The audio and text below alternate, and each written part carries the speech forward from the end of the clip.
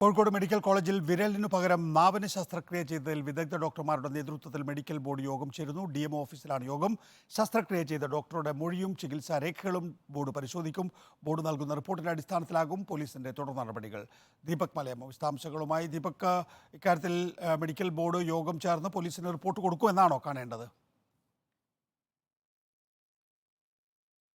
നികേഷ, ഈ അന്വേഷണ ഉദ്യോഗസ്ഥൻ മെഡിക്കൽ കോളേജ് ACPയുടെ അപേക്ഷ പ്രകാരമാണ് ഇപ്പോൾ മെഡിക്കൽ ബോർഡ് രൂപീകരിച്ചത്. അതിന് പിന്നാലെ ഇപ്പോൾ കോഴിക്കോട് DMO ഓഫീസിൽ മെഡിക്കൽ ബോർഡ് യോഗം ചേർന്നുകൊണ്ടിരിക്കുകയാണ്. നേരത്തെ തന്നെ ACPയുടെ നേതൃത്വത്തിലുള്ള അന്വേഷണ സംഘം ശേഖരിച്ച മൊഴിയുടെ വിശദാംശങ്ങൾ, ഒപ്പം തന്നെ ഈ കുട്ടിയുടെ ചികിത്സാ രേഖകൾ അടങ്ങിയ റിപ്പോർട്ട് DMOക്ക് സമർപ്പിച്ചിട്ടുണ്ടായിരുന്നു. ആ കാര്യങ്ങളെല്ലാം തന്നെ വിശദമായി മെഡിക്കൽ ബോർഡ് ഒരിക്കൽ കൂടി പരിശോധിക്കും. ഏതെങ്കിലും തരത്തിൽ ഒരു വീഴ്ച ഡോക്ടറുടെ ഭാഗത്ത് നിന്ന് ഉണ്ടായിട്ടുണ്ടോ എന്നുള്ളത് കണ്ടെത്തുകയാണ് പ്രധാനപ്പെട്ട ലക്ഷ്യം. ചികിത്സാ പിഴവ് ഉൾപ്പെടെയുള്ള വകുപ്പുകൾ ചേർത്തുകൊണ്ടാണ് നേരത്തെ തന്നെ മെഡിക്കൽ കോളേജ് ACPയുടെ നേതൃത്വത്തിലുള്ള സംഘം ഈ ഒരു വിഷയത്തിൽ കേസെടുത്തിട്ടുള്ളത്.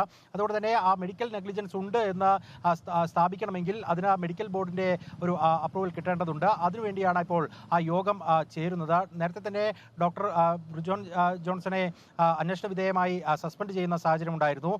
4 വയസ്സുകാരി കുട്ടിയുടെ കൈവിരലിന്റെ ശസ്ത്രക്രിയയ്ക്ക് എത്തിയപ്പോൾ നാക്കിൽ ശസ്ത്രക്രിയ നടത്തി എന്നുള്ളതാണ് പരാതിയായി വരികയും അത് വലിയ തരത്തിൽ വാർത്തയാവുകയും ഒക്കെ ചെയ്തിട്ടുള്ളതാണ്. അതുകൊണ്ട് തന്നെ വിശദമായ ഒരു പരിശോധന ഈ മെഡിക്കൽ ബോർഡിന്റെ ഭാഗത്ത് നിന്ന് ഉണ്ടാകും. മെഡിക്കൽ ബോർഡ് നൽകുന്ന വിവരങ്ങളുടെ ഒരു അടിസ്ഥാനത്തിലായിരിക്കും പോലീസിനെ സംബന്ധിച്ച ഈ ഡോക്ടറുടെ അറസ്റ്റ് ഉൾപ്പെടെ ആവശ്യമെങ്കിൽ അത്തരം നടപടികളിലേക്കൊക്കെ കടക്കാൻ കഴിയുകയുള്ളൂ. അതുകൊണ്ടാണ് ഈ മെഡിക്കൽ ബോർഡ് യോഗം ഇത്ര കണ്ട് നിർണായകമാകുന്നത്. നേരത്തെ തന്നെ ആഭ്യന്തര അന്വേഷണം നടത്തിയ ഘട്ടത്തിൽ ഡോക്ടറുടെ ഭാഗത്ത് നിന്ന് വീഴ്ചയുണ്ട് എന്നുള്ള കണ്ടെത്തൽ ഉണ്ടായിട്ടുണ്ടായിരുന്നു. നിലവിൽ വിദഗ്ധ സംഘമാണ് ഈ മെഡിക്കൽ ബോർഡിന്റെ ഭാഗമായിട്ടുള്ളത്. മഞ്ചേരി മെഡിക്കൽ കോളേജിലെ പ്രിൻസിപ്പൽ ഇൻചാർജ് ഡോക്ടർ അഷ്റഫ്, ഒപ്പം തന്നെ സർജറി വിഭാഗം തലവൻ, മെഡിസിൻ വിഭാഗം തലവൻ, കോഴിക്കോട് മെഡിക്കൽ കോളേജിലെ സൂപ്രണ്ട് തുടങ്ങിയുള്ള ആളുകളൊക്കെ തന്നെ ഈ ഒരു ബോർഡിന്റെ ഭാഗമായി യോഗത്തിൽ പങ്കെടുക്കുകയും ചെയ്യുന്നുണ്ട്.